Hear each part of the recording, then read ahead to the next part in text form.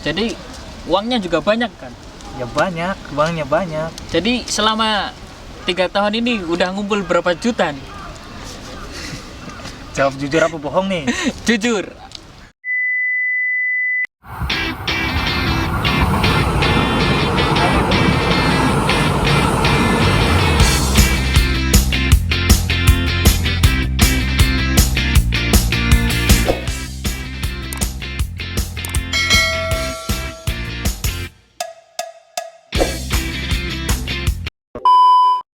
Halo guys, ketemu lagi dengan gue Rizarudis. Di video kali ini gue kedatangan tamu guys. Gue ingin sharing-sharing ke kalian tentang, nah teman gue ini kan udah selesai kontrak kerja di Jepang dengan di Genba yang serem guys. Katanya tuh Genba itu proyeknya, katanya serem, tapi dia bisa menyelesaikan kontraknya dengan baik. Nanti kita tanya-tanya ke dia suka dan dukanya. Bagi kalian yang penasaran, lihat terus, jangan sampai kalian skip. Dan kalian yang belum subscribe, silahkan subscribe terlebih dahulu guys, karena subscribe itu gratis. Yuk langsung aja, kita ini kedatangan tamu kita dengan Mas ini. Hai, apa kabar? Ya, katanya ini udah mau selesai kontrak ya. Gimana suka dukanya di Jepang selama kerja di Genba yang katanya tuh orangnya galak-galak gitu?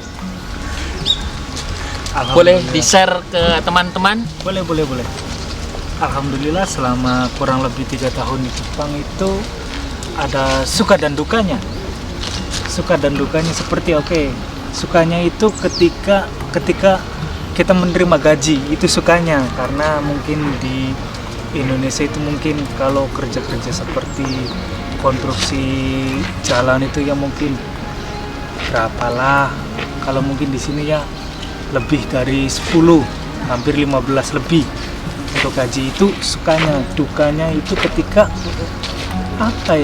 ketika ada masalah seperti kerjanya di Genba, kerjanya salah atau gimana, kena marah-marah, itu paling menyebalkan itu. Intinya orang Jepang itu maunya bener sendiri. Seperti itu. Jadi meskipun orang Jepang itu salah, nggak mau disalahin gitu ya?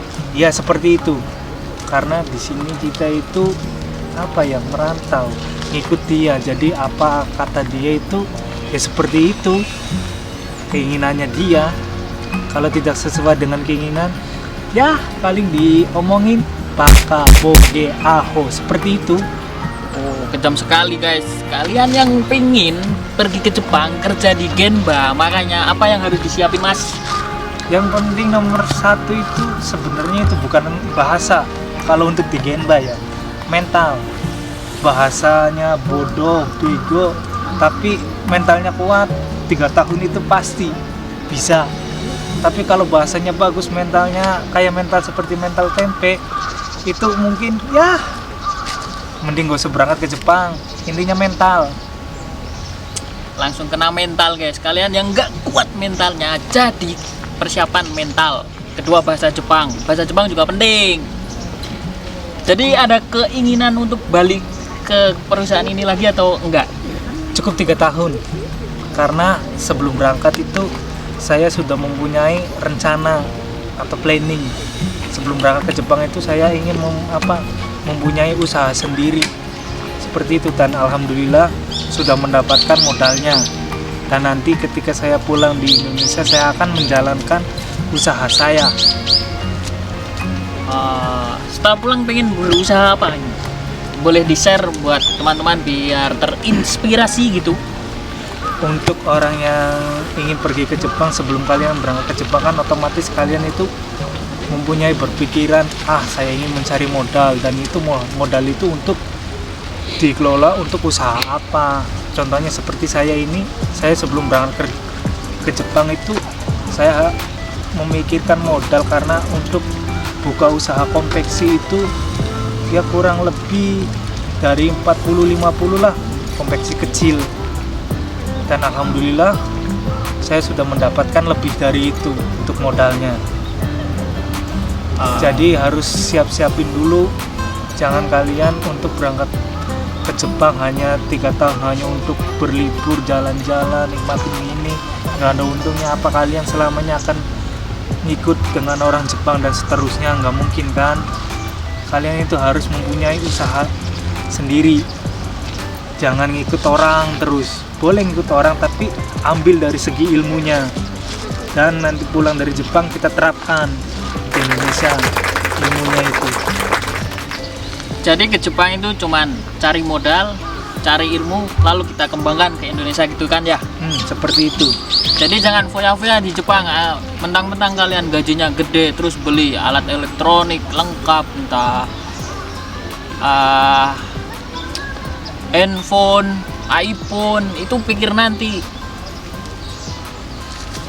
Jadi kalian yang pengen beli barang-barang branded, coba pikir-pikir ulang lagi kan ya. Mending untuk usaha atau apa dulu biar uangnya muter. Jadi kalau udah muter kita kan jadi insya Allah kan jadi bos. Seperti itu.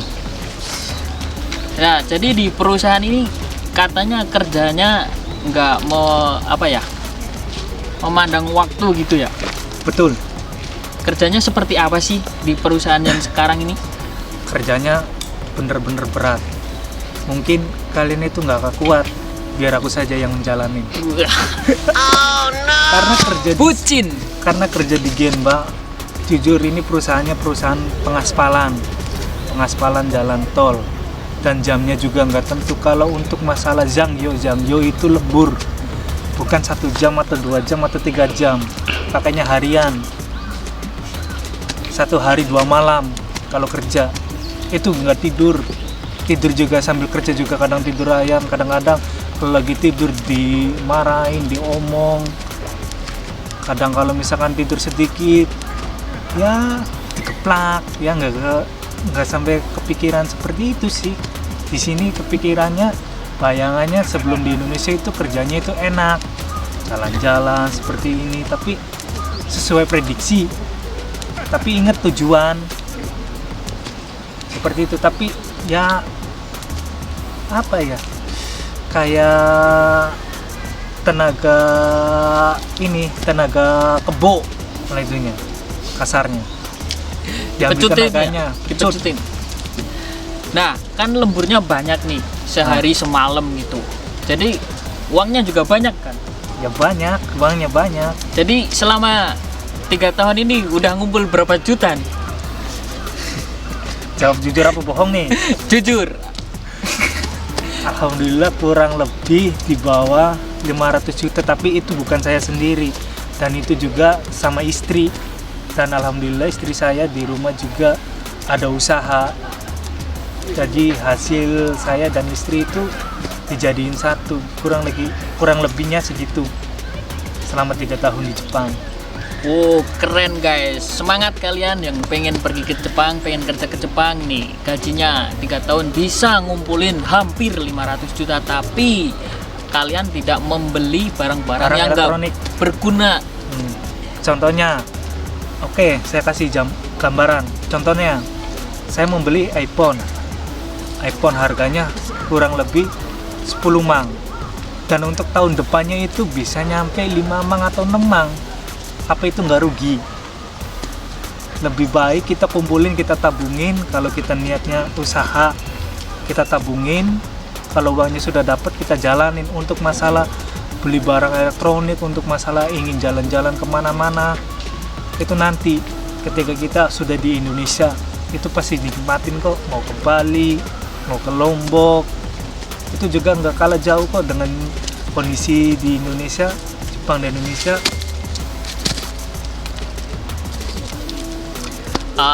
Jadi kurang lebih seperti itu guys, tips dan triknya untuk mengelola uang supaya tidak, kita tuh kan kadang hilaf gitu. Kalau bisa biar bisa ngirit itu gimana? Ada trik dan tipsnya nggak? Tipsnya, kalau untuk saya pribadi sendiri, jujur saya ini perokok, dan saya juga waktu dulu boros di tahun pertama. Tapi saya kembali lagi ingat tujuan saya. Untuk masalah keuangan, kalau untuk masalah makan, jujur itu dari perusahaan kita dikasih beras, alhamdulillah. Dan untuk masalah makan sehari-hari itu juga kalau dalam kerjaannya itu dikasih rio susu itu seperti kayak kita nota lah, resit. Jadi nanti itu dikasihin ke Kaisa, nanti bisa dicairkan kembali. Kadang ada juga ngeluarin uang sendiri sih, cuma untuk hari libur. Kalau libur kerja paling 1.000, ya kurang lebih 1 bulan itu paling besar itu 3 mang. 3 mang itu 3 juta lebih lah kalau dirupiahin. Tergantung krus hari itu krus. juga ya. Itu juga udah paling ngirit itu, kadang nggak jauh dari makan telur. itu udah ciri khas. Anak pemagang itu makanya telur mie. Tapi jangan tiap hari, nanti kalau tiap Bisulan. hari bisa bisulan. Gue pernah tuh di training center tiap hari makan telur, kakinya bisulan, nggak bisa jalan guys. Bukan karena yang masak gue sendiri, bukan, tapi dimasakin dari pihak apa ya? Pihak training center dimasakin telur, tiap pagi makan telur. Mungkin kaget ya, biasanya makan sayur-sayuran dikasih telur, terlalu mewah ya, makanya jadi bisulan, nggak bisa jalan selama seminggu ya. Ending yang sangat membagongkan.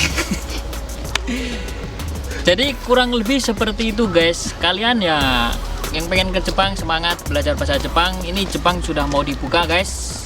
Yang Semangat, mental. siapkan mental kalian, jangan sampai kendor. Ingat, kamu ke Jepang itu untuk membahagiakan kedua orang tua kalian kan. Ingat Jadi tujuan. kalau kalian ya di tengah perjalanan, ini saran dari saya, di tengah perjalanan kalian itu pengen ngedon, pengen nyerah, ingat muka orang tua kalian udah semakin tua dan kalian belum bisa membahagiakannya. Ya kalau nanti orang tua tuh masih ada, gimana? Jadi semangat aja. Di Jepang itu tidak butuh orang pintar, cuman butuh orang yang semangat guys. Ya, sekian video hari ini. Terima kasih yang sudah menonton. Bagi kalian yang belum subscribe, silahkan subscribe terlebih dahulu. Dan bagi kalian yang suka dengan video ini, silahkan like, share, komen, Subscribe. Terima kasih sudah menonton. See you next video.